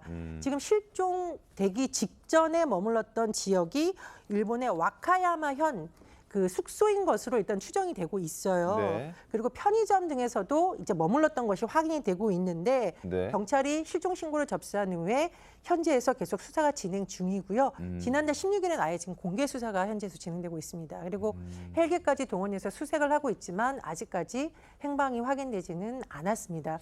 이제 우리나라 경찰도 뭐 현금이 어떻게 썼는지 카드는 어떻게 쓰고 있는지 파악하고 있는데 가족들 입장에서는 정말 생사를 알 수 없다 보니 지금이라도 연락 못해서 미안해 늦어졌어라고 돌아오기만을 간절히 기도하고 있다고 합니다. 알겠습니다. 다시 한번 보여드리겠습니다. 실종자를 찾습니다. 인적사항은 일단 이름은 윤세준이고요. 나이는 1996년생, 올해 27살입니다. 키 175cm 정도, 마르지 않은 체형이고 오른쪽 볼에 작은 흉터가 있다고 합니다. 실종 지역은 와카야마현 후시모토초역이라고 하고 일단 뭐 확인이 되면 뭐 작은 거라도 제보가 있으면 중요하게 단서가 될 수 있기 때문에 영사관이라든지 대사관이라든지 외교부 영사 콜센터를 통해서 연락을 꼭 좀 해주시길 바라겠습니다. 자, 구자룡 변호사님, 이럴 때 사실 우리 어떻게 좀 해야 됩니까? 사실 모든 가능성을 다 열어놓을 수밖에 없고 그래서 실종 사건이 참 어렵습니다. 이게 형사 사건일 수도 있고 본인이 또 이제 인간 증발이라는 현상이 또 있어요. 내가 이제 잠시 이제 현실에서의 어려운 점 이런 것 때문에 잠시 어디 들어갔다 나오는 경우들도 있고 신분을 아예 버리고서 사는 경우도 있고 그리고 또 이제 뭐 실족이나 이런 거에서 사고인 경우들도 있거든요. 그러니까 모든 가능성을 열어놔야 되기 때문에 사실 수사 범위가 굉장히 넓습니다. 그래서 또 여러 가지로 어려운 점이 기본적으로 있는데도 불구하고 또 거기에 또 추가로 외국이잖아요. 그러니까 공조가 필요해요. 왜냐하면 그 사람의 위치 정보, 핸드폰 기록, 검색 기록 이런 건 또 우리나라에서 이제 포털이나 이런 데서 확인을 해야 되거든요. 그 정보를 다시 또 일본으로 보내줘야 돼요. 그러니까 굉장히 수사가 어렵기 때문에 저런 사진 통해 가지고 주변인들의 제보나 이런 것들이 굉장히 절실하고 그리고 이 사건을 통해서 확인된 바에 의하면 최근 3년간 일본에서 재외국민 실종 사례가 129건입니다. 생각보다 많습니다. 그러니까 오지나 좀 위험한 지역, 남미나 이런 데서는 우리가 흔히 또 그런 일이 있을 수도 있다라는 거 아는데 일본은 굉장히 또 안전하다고 생각하잖아요. 그러니까요. 예. 근데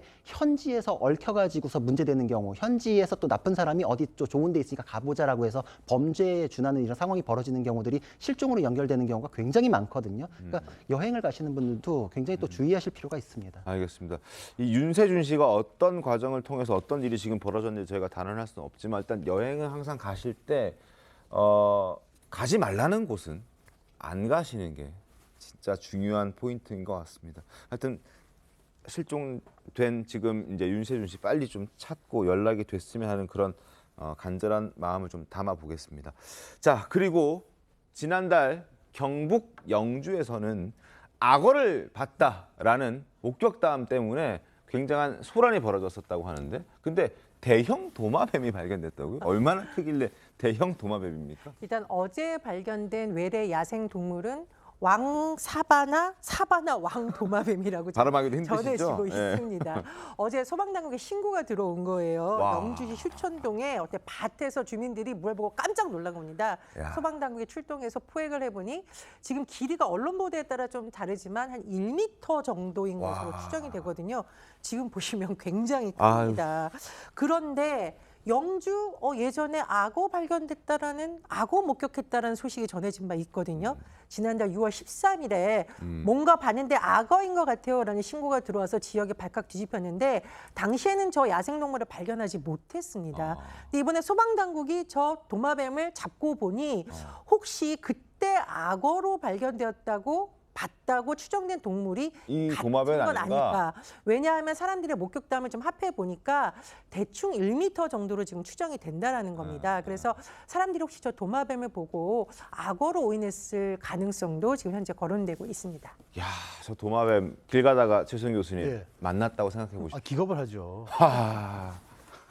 저는 끔찍해서 아침에 사실 방송 준비하면서 사진을 보긴 했는데 이걸 아침 시간에 하는 게 맞나 싶을 정도로 좀 당황했습니다. 근데 사실 이제 우리 열대우림에 사는 저런 동물들이 네. 교육 과정을 통해서 또 아니면은 어떻게 또 뭐 애완동물을 키우다가 또 버려진 경우도 있고 해가지고 저런 사례들이 왕왕 있기 때문에 사실 이렇게 방송에서 한번 경각심을 주는 것도 저는 필요하다고 봅니다.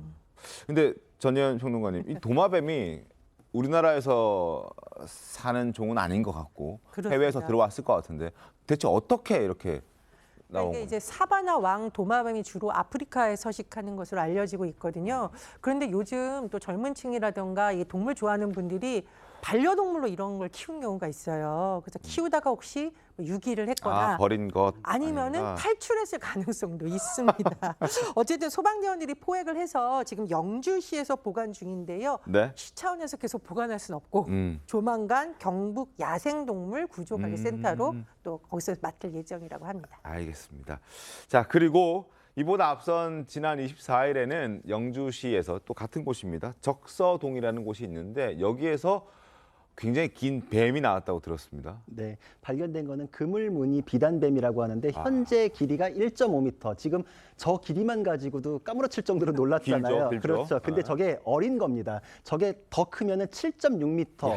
160kg까지 크거든요. 그래서 성체는 세계에서 가장 큰 뱀으로 분류가 될 정도로 어마어마한 크기고요. 이게 지금 태국에서 들어온 컨테이너 그 안에서 이제 섞여 들어온 거 아닌가이라고 추정을 하고 있는데 일단 저것도 우리나라에 사는 종은 아니잖아요. 그래서 이렇게 정말 신기한 일들이 있구나. 이게 지금 수출입 통관에서 컨테이너니까 아마 좀 세세하게 보지 못해서 이렇게 들어온 게 아닐까 이렇게 추정이 되고 있습니다. 어쨌든 이게 경북 영주시에서 이런 일들이 자꾸 벌어져서 하여튼 좀 공교롭다는 생각이 드는군요. 그리고 속보를 하나 좀 전해드려야 될 것 같습니다. 자, 윤석열 대통령이 그동안에 공석으로 뒀던 방송통신위원장 자리에 후보로 이동관 지금 현재 특보로 있죠. 특보를 지명했습니다. 자, 드디어 일단 지명이 됐네요, 최순 교수님. 네네. 그렇게 이제 지난달 정도 지명할 거라고 봤는데 사실 이제 이번 지금 남아 있는 방통위원들의 두 분의 임기가 다음 달 23일 끝나거든요. 그러니까 청문 절차를 한 달 정도 준비한다고 감안하면은 그 타이밍에 맞춰서 지금 한 달 정도 남은 시점에 지명을 하지 않았나 싶은데 어쨌든 지금 이동관 후보자가 여러 가지 지금 논란이 되고 있는 만큼 아마 청문 과정에서 아마 소상의 모든 과정들을 아마 해명을 하고 또 그것이 통과가 돼야만 또 그래도 여야 합의로 좀 말하자면 방통위원장이 좀 추천되기를 저도 바라겠습니다. 알겠습니다. 윤석열 대통령이 방통위원장 후보에 이동관 특보를 지명했다는 소식을 전해드립니다. 잠시 뒤에 돌아오겠습니다. 오늘 준비한 신통방통 여기까지입니다. 저는 다음 주에 더 신통에 돌아오겠습니다. 라고 말을 해야 하는데 제가 사실 오늘 이 신통방통 마지막 방송입니다. 이제 저는 오늘 방송을 끝으로 이제 신통방통을 떠납니다. 2019년 11월에 시작해서 지금까지 4년 동안 매일 TV조선의 아침 9시를 책임졌었는데 이렇게 떠나려고 하니 섭섭하기도 하고 또 아쉽기도 합니다. 자, 이제 새벽에 안 일어나도 된다는 생각에 또 시원하기도 한 그런 감정도 드는데 어찌됐든 그동안 신통방통, 윤태훈의 신통방통을 아껴주신 시청자 여러분께 감사드리고 또 저와 동고동락하면서 프로그램의 희노애락을 함께한 또 PD, 작가, AD 등 이 제작진들께도 감사를 드립니다. 매일 아침 또 메이크업 해준 분장실 직원들도 고맙고 그리고 신통방통에 출연해 주셔서 여러 현안들을 날카롭게 분석하고 또 해석해 주시고 프로그램을 더욱 빛나게 만들어 주신 출연자분들께도 감사 말씀을 드리겠습니다. 마지막으로 또 육아하면서 직장생활 하느라 바쁜 와중에도 매일 새벽 현관까지 배웅해 주면서 방송 잘하라고 응원해준 이 와이프 이유경 여사에게 고맙다는 말씀도 전하겠습니다. 자, 오늘 준비한 신통방통 여기까지입니다. 그동안 시청해 주셔서 대단히 고맙습니다.